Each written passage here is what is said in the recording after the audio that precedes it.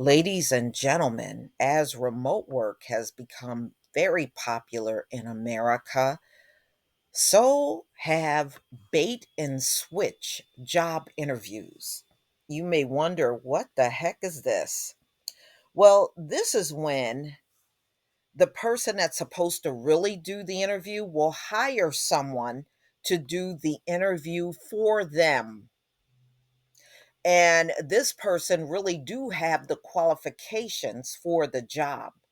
And then what happens when they go through the entire interview process? The real person that applied for the job will show up, who is a totally different person. Bait and switch job interviews. So, in short, candidates are hiring other people to pretend to be them for interviews. Then, on the first day of work, the real candidate shows up in place of the interviewee. It's a doozy of a story. Well, I mean, boy, I guess it is kind of easier to do that virtually, but in person, I could see that being a lot more difficult to pull off. Some job applicants have found a new way to cheat the system. So, what they're doing is putting qualifications on their resume that they really don't have, which people have been doing forever. Let's be real. People have been doing that forever. But according to recruiters, employers, and job applicants, an increasing number of candidates are taking up a step further by hiring stand ins to pretend to be them, sitting through job interviews and landing the position. And more companies conduct interviews via video.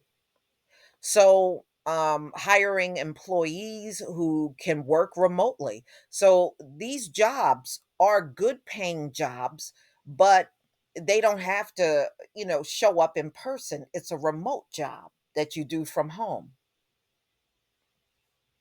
Mm-mm-mm.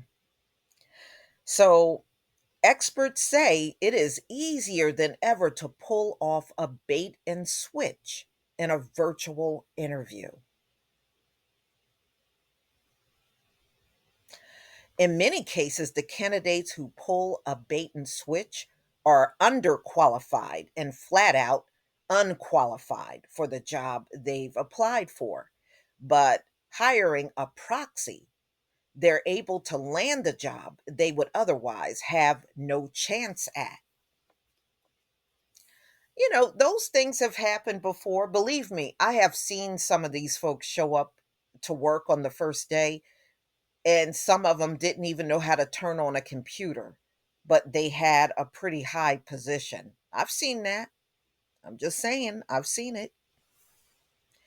The fraudulent interviews seem to be particularly widespread in the fields, especially in IT, which can result in an unqualified hire having access to critical infrastructure. In other industries, typically lower level jobs or people doing things that they can get away with, Googling for a while, one recruiter said. Mm-mm-mm. So this is only getting worse in America. And to be honest with you, you're looking at what, possibly East Indians, Pakistanis right here, and no defense, but I can see other groups of people doing this and clearly getting away with it. But I mean, look at what's happening in America.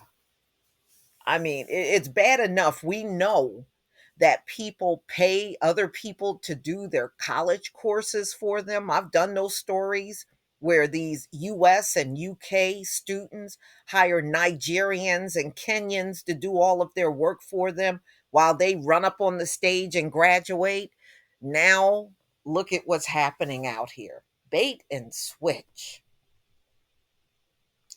And they said many have gotten away with this, and they were nowhere near qualified for the job that they were hired for, and the company, in some cases, they said they don't catch it at all. These 2 guys got caught, but they're saying there's many instances where these folks don't get caught at all. Interesting. I think I'm gonna watch out for this a little more and see how many times it actually crops up, because there's a lot of remote work out there now. So I can see how this can happen more often, but boy, it just go to show you what levels people will go to in this country. Please leave your comment and subscribe.